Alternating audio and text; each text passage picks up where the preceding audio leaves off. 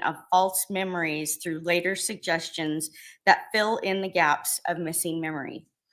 DM expresses in each interview how she was afraid and did not know what she was hearing, and also contradicts this when she thought everything was, quote, okay, and XK was simply just passed out on the floor.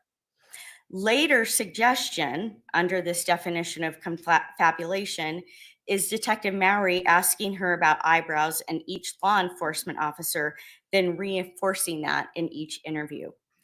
She never used the word balaclava, yet Detective Gooch asked her if she had ever heard of one, explained what one was and that it's used to hide identity, showed her a picture of one, and then had her draw one. This is law enforcement filling in the gaps.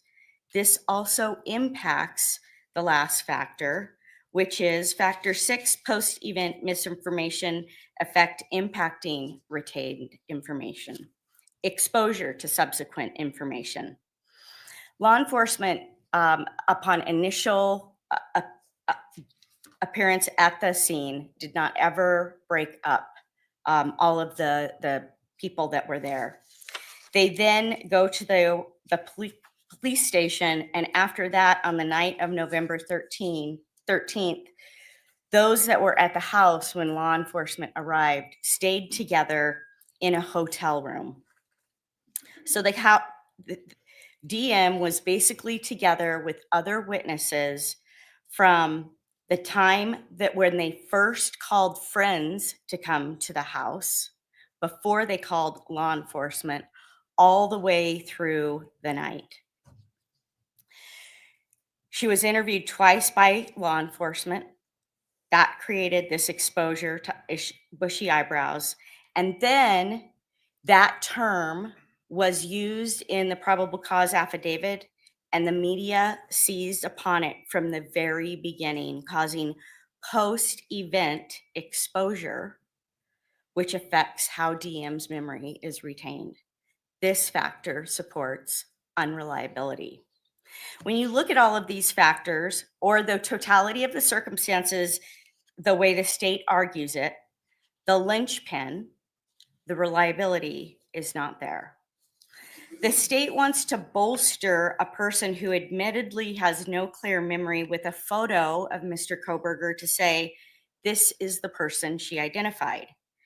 DM told police that she looked at Mr. Kohberger's arrest picture and did not recognize him. The state cannot run around her unreliability by entering into evidence a photo to show it's a person that she says she cannot identify, because the state's interpretation is that Mr. Kohberger's photo shows bushy eyebrows.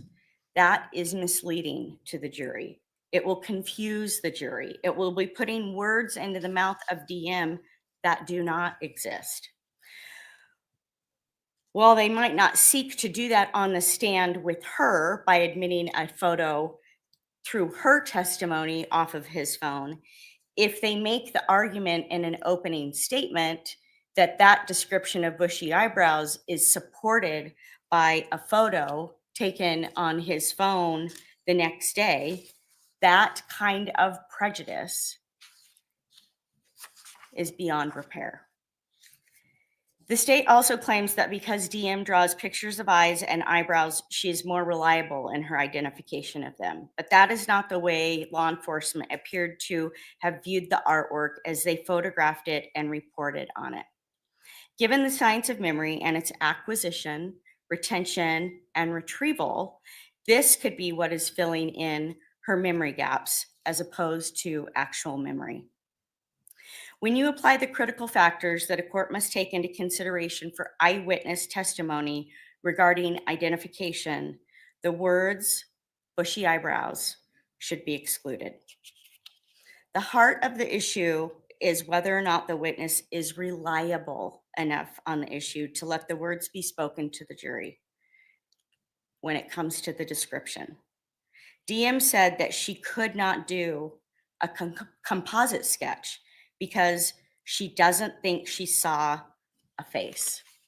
The court should enter an order excluding the words. Thank you.